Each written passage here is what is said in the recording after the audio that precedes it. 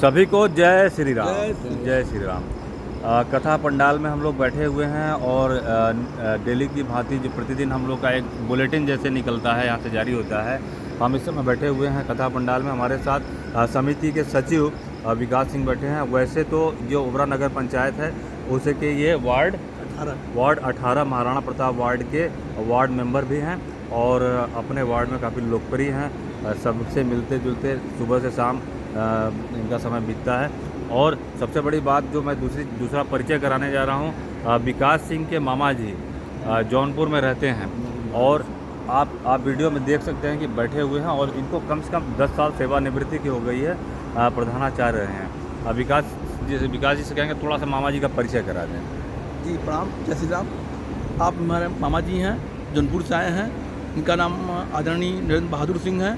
ये वहीं निगम यूनिवर्सिटी जौनपुर में प्रिंसिपल हैं, इंटर कॉलेज में थे, प्रिंसिपल थे। अभी 10 साल रिटायर हो गए हैं। आपने सुना कि विकास जी ने बताया कि मामा जी इनके 10 साल निवृत्ति के हो गए हैं। इनको देखिए कितनी इनके मन में हलचल मची जब यहाँ कथा हो रही थी कि राजन जी महाराज की कथा हो रही। भाई जो राम से लगाव रखता है, जिसका भगवान राम में अनुराग है, वह रोक नहीं पाता है। कोई अगर मजबूरी ना हो तो वह उस स्थान पर पहुँच ही जाता है जहाँ पर उसको भगवान राम का भजन कीर्तन और चरित्र सुनने को मिलता है। तो मामा जी भी इसी तरीके से किस दिन आ गए थे? कथा के तीसरे दिन तीसरे दिन कथा के दूसरे दिन आ गए थे और दूसरे दिन आ गए थे। और मामा जी को सारी डिटेल जो है जो यहाँ से प्रचार के माध्यम से जो विकास कर रहे थे, जो समिति की जो प्रचार हमारे द्वारा हो रहा था, मैं समिति का मीडिया प्रभारी विवेक कुमार मालवी, आज हमारे साथ जयशंकर बैठते थे डेली, अभी वो आए नहीं है और थोड़ा विलम्ब हो रहा है तो हम लोगों ने अपना काम आगे बढ़ाया। तो मामा जी से हम पूछेंगे कि इनका अनुभव कैसा रहा। और ये राजन जी महाराज की कथा पहले भी सुन चुके हैं क्योंकि इनके क्षेत्र में हुई है तो वहाँ उन्होंने सुना था। और जब राजन जी महाराज से मुलाकात हुई तो इन्होंने जब बताया तो उनको याद आ गया था कि जौनपुर की कथा में मामा जी का रहना हुआ था। मामा जी बताएं, अपना अनुभव बताएं, क्यों आप मचल गए यहाँ आने के लिए? मालवी जी, पहली बात तो भगवान के प्रति श्रद्धा है और राजन महाराज के गुरु की कथा, उनकी कथा हम सुन चुके हैं और उनसे ऊपर और चित्रकूट में जो रहते हैं रामभद्राचार्य जी, उनकी भी कथा सुने थे। तीन लोगों की कथा में थोड़ा सा बड़ा रस है, बहुत अच्छा लगता है। और आपका प्रचार प्रसार इतना अधिक था कि प्रतिदिन हम देख रहे थे कि 1 महीने से विकास के साथ आपका प्रचार प्रसार होता था। कभी गीत के माध्यम से, कभी कुछ सुनाते थे, कभी सफाई हो रही थी, इसको दिखाते थे। तो ऐसा मन किया कि हम चलें ज़रूर। अवस्था हमारी इस समय 74 साल है, लेकिन चल दिए और पहुंच गए। बड़ा अच्छा लगा यहाँ की व्यवस्था, यहाँ की कथा, यहाँ के लोग जो शांतिप्रिय ढंग से बैठ करके अपनी शांति बना करके और कथा सुनते हैं, कहीं कोई दिक्कत नहीं। देख करके बड़ा अच्छा लगा। यहाँ के लोग और जितना श्रोता हैं वो सब लोग बहुत अच्छे हैं। कथा कराने वाले केसरी बंधु भी और सहायक जो इनके हैं व्यवस्था के, जैसे वीरेश वगैरह ये सब हैं, विकास, ये सब इनकी व्यवस्थाएं देख कर के तबीयत पसंद हो गई कि हर आदमी अपने स्थान पर खड़ा रहता है। बड़ी कथाओं को मैं देखा हूँ, बहुत कथाओं को बताए अभी आप इसके पहले कि मैं इनकी भी कथा सुना हूँ, इनके गुरु की कथा, उनके गुरु की भी कथा सुना हूँ और बहुत अच्छा लगा। महाराज से भी यहाँ जाकर उनके आवास पर, केसरी जी के आवास पर मिले थे, उनको याद दिलाया तो उनको गांव का नाम भी मालूम था, उन्होंने बताया और हमें तो बड़ा अच्छा लगता है। यहाँ जो भी संवाद होते हैं, जैसे कल का संवाद जो था राम केवट का संवाद, इतने अच्छे ढंग से महाराज ने प्रस्तुत किया और गीतों के माध्यम से भी बताया और उनका गला, उनकी गीत, उनका तारतम्य जोड़ने का तारतम्य कथा से और गीत से, यह सब सुनकर के बड़ी खुशी हुई और एकदम तन्मयता के साथ मैं 4 घंटे बैठा रहता हूँ, एक बार भी नहीं उठता हूँ और कथा का रसास्वादन करता हूँ। और कल देखे जो यहाँ के संचालक महोदय हैं, उन्होंने जिस मीडिया से मैं बात कर रहा हूँ, उनकी बड़ी तारीफ़ की है तो हमें याद आ गया कि मैं घर पर था तो इनकी हर चीज़ों को देखता था कि अभी वो रोलर मशीन चल रही है उसको दिखा रहे हैं, कभी सफाई जेसीबी चल रही है उसको दिखा रहे हैं, कभी टेंट वाला गिरा है उसको दिखा रहे हैं, कहीं भूमि पूजन है उसको दिखा रहे हैं। ये सब चीज़ें इतना दिखाए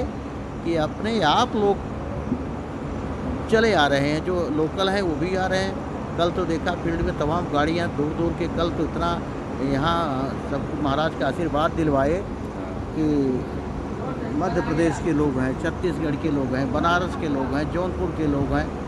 तो ये अच्छी चीज़ है और इस धरती पर, ओबरा की धरती पर यह अभूतपूर्व कार्यक्रम संपन्न हो रहा है।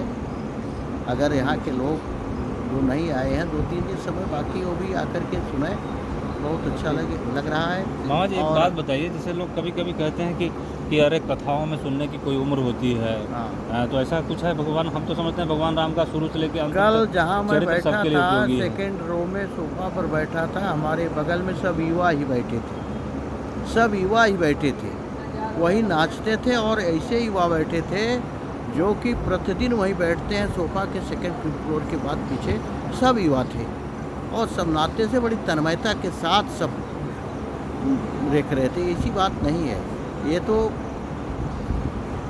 यही सब चीज़ें हैं। ऐसे पंडाल अगर लगते रहेंगे तो युवा भी इससे आकर्षित है, युवा भी धर्म को मानते हैं, युवा भी धर्म, ऐसी बात नहीं है, युवा दूर नहीं है। युवा को ले आने का तरीका होना चाहिए उनको। जैसे महाराज जी जो हैं ये अपनी कथा को सरल ढंग से कहते हैं, सरल शैली में समझा देते हैं, गीतों के माध्यम से समझाते हैं। युवा जो है वह गीत की ध्वन और सरल माध्यम से एक बार पूरे रामायण का अवलोकन कर लेते हैं कि रामायण उनके सामने जैसे चल रही है, राम पात्र जो है रामलीला के पात्र जैसे आते हैं वैसे इनकी कथा से माध्यम से होता है। सब देख रहे हैं, सब युवा, ऐसी नहीं है कि युवा दूर हों।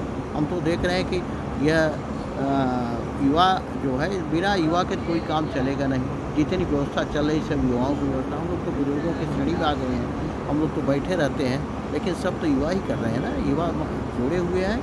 इसको ये नहीं कहा जा सकता कि युवा कथा से दूर है, युवा अध्यात्म से दूर है, युवा धर्म से जैसे दूर है। कुछ लोग कहते हैं कि भाई भगवान का काम, भगवान का ध्यान पूजन उम्र होती है, बुढ़ापे में जाके किया जाता है। नहीं, ये लेकिन हम तो- तो देखते हैं भगवान राम में इतना अनुराग होता है लोगों का कि उसमें कोई उम्र की सीमा नहीं है। नहीं, वो हर तो- चरित्र उनका जो है उपयोगी है समाज के लिए, 4 लोगों के लिए। आश्रम बना हुआ है, अंतिम आश्रम है।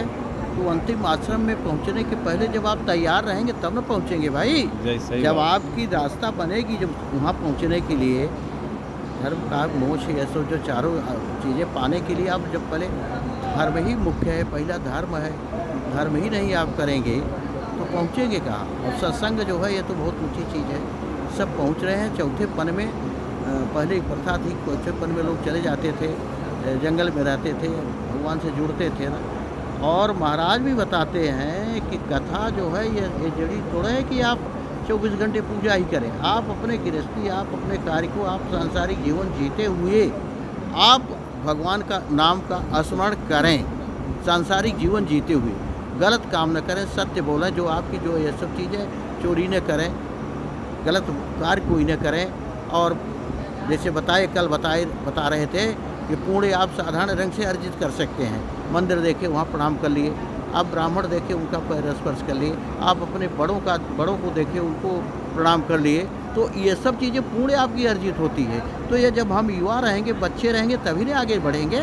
अगर युवा नहीं सीखेंगे तो आगे एक चौथे 75 वर्ष के बाद हो गए तब क्या करेंगे वो? उनको तो कुछ मालूम ही नहीं, तब सीखना शुरू करेंगे, वानप्रस्थ आश्रम में जाएंगे।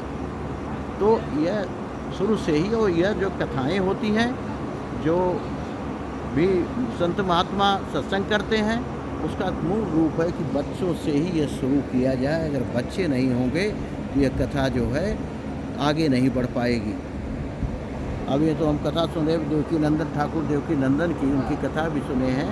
तो उनको देखता हूँ को कहते हैं अपने बच्चों को लिवा कराइए, अपने बच्चों को लिवा कराइए जिनके उन पर कुछ असर पड़े, और धीरे धीरे उनके असर पड़ेगा।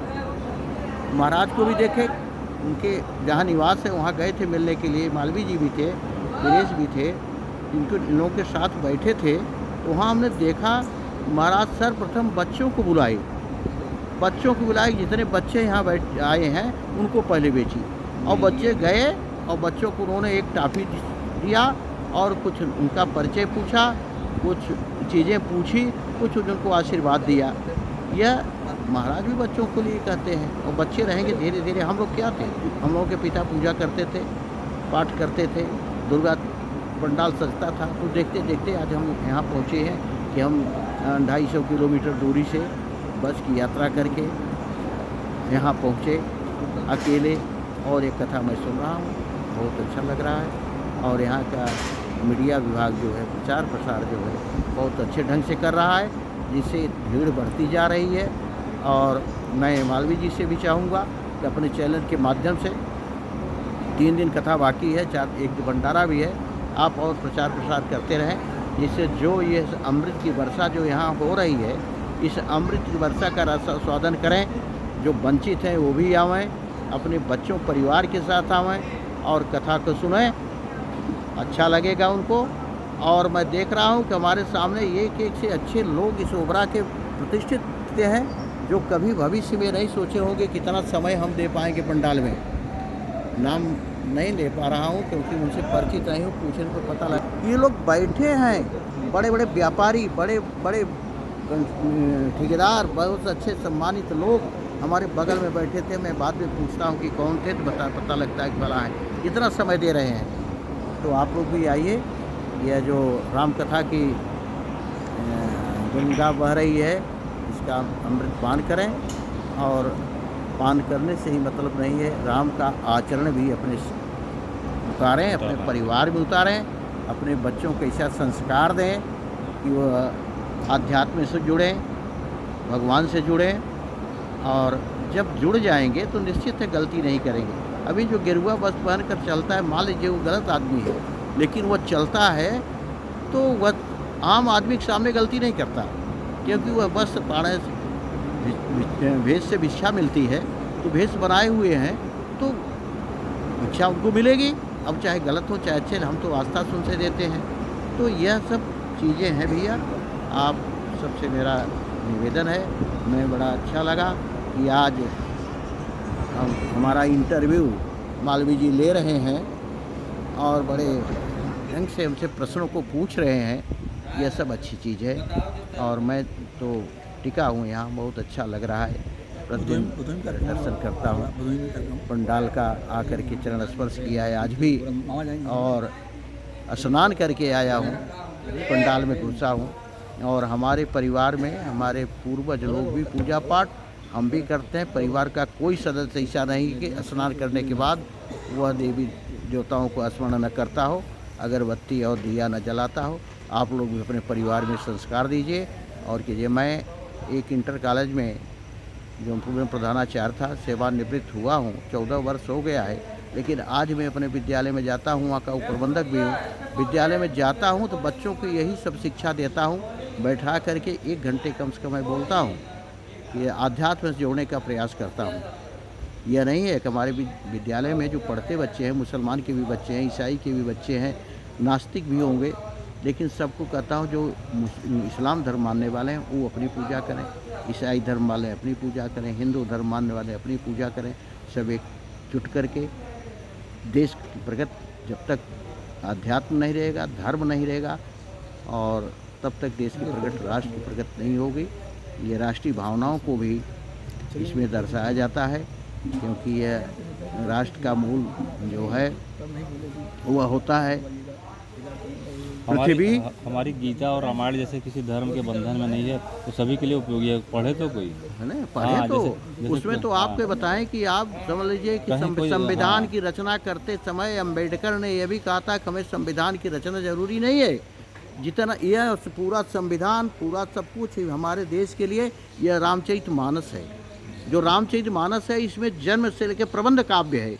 इसको जन्म से लेकर के मृत्यु तक का दिखाया गया है कि रामचंद्र जी का जन्म कैसे हुआ, रामचंद्र जी का विवाह कैसे हुआ, रामचंद्र जी कैसे माता पिता की बातों को माना, और रामचंद्र जी कैसे उद्धार करने के लिए अवतार लिए थे, कैसे उन्होंने किया, और क्या क्या पिता के साथ क्या बर्ताव, माता के साथ क्या बर्ताव, बच्चों के साथ क्या, जनता के साथ क्या बर्ताव, अपने जहाँ अयोध्या के वासियों के साथ कैसा व्यवहार। और अगर कोई किसी को तकलीफ़ है, सीता का त्याग उन्होंने किया, क्यों किया? इसीलिए किया कि एक आदमी कह दिया कि हम राम नहीं है कि जो कुछ समय तक दूसरे के यहाँ रहे अपने यहाँ रख दिए, उन्होंने त्याग कर दिया। यह राम राज्य था। तो राम राज्य लाने के लिए सब पहले आप तैयार होंगे तब न होगा बंधु। ये सब बहुत अच्छी चीज़ें हैं। आध्यात्म से जुड़िए, कथाओं से जुड़िए। सत्संग जो है पहले नवभक्ति जो बताए हैं भगवान, उसमें सर्वप्रथम सत्संग बताए हैं। सत्संग जो है पहला है।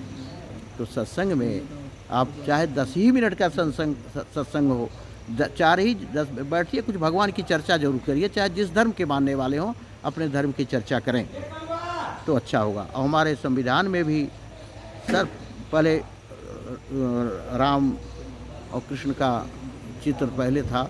हाँ, वो उसको हटाया गया है, लेकिन यह था पहले। मूल संविधान को छेड़छाड़ की गई।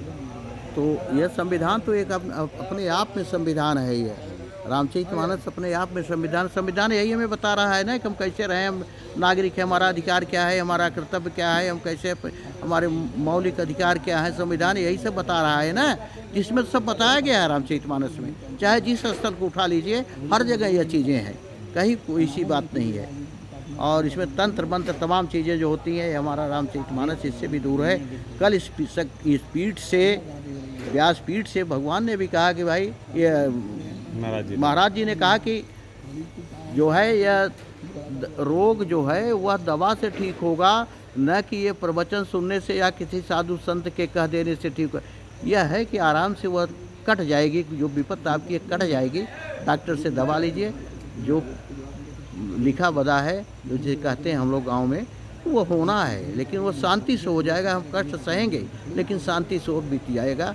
अगर आप भगवान के प्रति मूल रूप से, कल शक्तिपीठ इस पीठ से इन्होंने कहा, व्यासपीठ से, कि जो भगवान के प्रति हो जाएगा। और उन्होंने एक उदाहरण दिया महाराज ने कि जो बच्चे होते हैं उनका ख्याल उनकी माँ रखती है। तुम्हें वो माता, तुम्हें वो पिता। पहले माँ को ही हम स्मरण, भगवान को माँ मानते हैं, पिता मानते हैं, बंधु मानते हैं, सब कुछ विद्या मानते हैं, सब कुछ भगवान को ही मानते हैं। उनके यहाँ समर्पित हो जाते हैं। हम हाथ उठाकर जय श्री राम करते हैं। इसका तात्पर्य क्या होता है हाथ उठाने का? आत्मसमर्पण कर देना। आत्मसमर्पण हम भगवान के प्रति कर देते हैं। तो बहुत अच्छी चीज़ है भैया। चाहे इस्लाम ही धर्म है, उसमें कहीं कट्टरता नहीं दिखाई है। इस्लाम धर्म में, ईसाई धर्म में कहीं नहीं कुछ किया गया है। लेकिन हम लोग बीच में, हमारे धर्म में भी, सनातन धर्म में भी हैं, हर धर्मों में कुछ ऐसे लोग हैं जो भड़काऊ भाषण या अन्य चीज़ें बोल करके विवाद पैदा करते हैं। ये सब चीज़ें नहीं होनी चाहिए।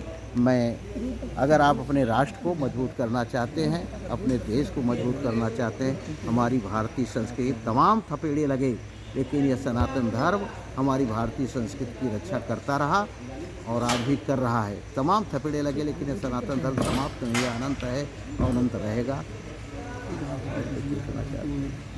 अभी बहुत कुछ बातें बताई मामा जी ने। विकास हमारे बगल में बैठे हैं, चूँकि बहुत सी रील, वीडियो, शॉर्ट्स यहाँ के तैयारियों के प्रारंभ से समिति की जो चर्चा शुरू हुई, योजना शुरू हुई, तब से शुरू हुई थी। हम लोग कुछ ना कुछ डालते थे।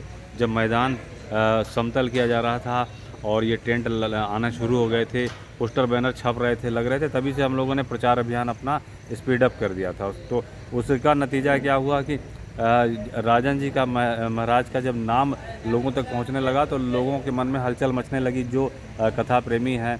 और अभी मामा जी ने बहुत महत्वपूर्ण बात बताई कि रामचरितमानस में समाज जीवन के सभी पहलुओं, सभी आयामों का बड़ा विधिवत वर्णन है और रीति नीति बताई गई है। अपने आप में वो प्रबंध शास्त्र है। और अगर इसीलिए हमारे सनातन समाज में, भारतीय समाज में लंबे समय तक आपने देखा होगा रामचरितमानस का बहुत ही गहरा प्रभाव रहा है। और उस प्रभाव में इधर भी थोड़ा सा फ़र्क इसलिए आया है क्योंकि इंग्लिश मीडियम की तरफ जैसे जैसे लोग भाग रहे हैं, तो जो भाषाओं में जो रस था वो उन्हें फील नहीं हो रहा है। जब भाषाओं का रस फील होगा, इसीलिए कहते हैं कि भाषा के साथ आपकी संस्कृति सांसें लेती है। जब भाषा मिटेगी तो आपकी संस्कृति मिटेगी। तो थोड़ा सा जो मिटवान हुआ है, जो थोड़ा सा क्षय हुआ है, उसका कारण यही है। लेकिन हमारी इस भारतीय सनातन संस्कृति में इतनी गजब की क्षमता है कि वह फिर से रिसाइकिल मारती है, परिशोधन मारती है, फिर चमकते हुए अपने भव्य स्वरूप के साथ फिर सामने आ जाती है। तो इसमें कोई शंका नहीं रहती, क्योंकि सत्य जिंदा रहता है, उजाला ही अंधेरे को मिटाता है। ऐसी है हमारी सनातन संस्कृति। और बहुत महत्वपूर्ण बातें बताई मामा जी ने। और हम लोगों की अभी वार्ता यहीं समाप्त होती है। कल फिर मिलेंगे। और आज कौन सा संवाद होने वाला है? भरत संवाद। आज भरत राम भरत। आज राम भरत संवाद होगा, कल केवट संवाद हुआ भरत था। का चरित्र, भरत का चरित्र। भरत चरित्र पे होगा। और भरत चरित्र में कई जगह आप हो सकता है सबसे कि रामायण का सबसे ऊंचा स्थल है ये भारत अच्छा। चरित्र। भरत चरित्र। भरत चरित्र जो है वो सबसे ऊंचा स्थल है जो आज होने वाला है। और इस चरित्र में आप जो भैया भरत थे उनके चरित्र को जब सुनेंगे कि किस तरीके से भाई भाई का सम्मान होता है, लगाव प्यार होता है, एक मतलब क्या क्या चीज़, क्या बातें बताई गई हैं भगवान राम के बारे में, कि मतलब उसको अगर अपना ले तो मैं समझता हूँ कि रामचरितमानस में बताई गई एक एक बात इस धरती के हर एक मनुष्य के लिए कीमती है, उपयोगी है। और उसी तरीके से उपयोगी है जैसे सूर्य की किरणें उपयोगी हैं, उसी तरीके से उपयोगी है उसी तरीके से उपयोगी है जिस तरीके से हमारे लिए औषधि का कोई धर्म नहीं होता है। बीमारी औषधि को दूर करती है। तो जीवन को सुंदर बनाने के लिए सनातन के संस्कार, रामचरितमानस संस्कार बहुत अच्छे होते हैं। इन्हीं बातों के साथ जय श्री राम।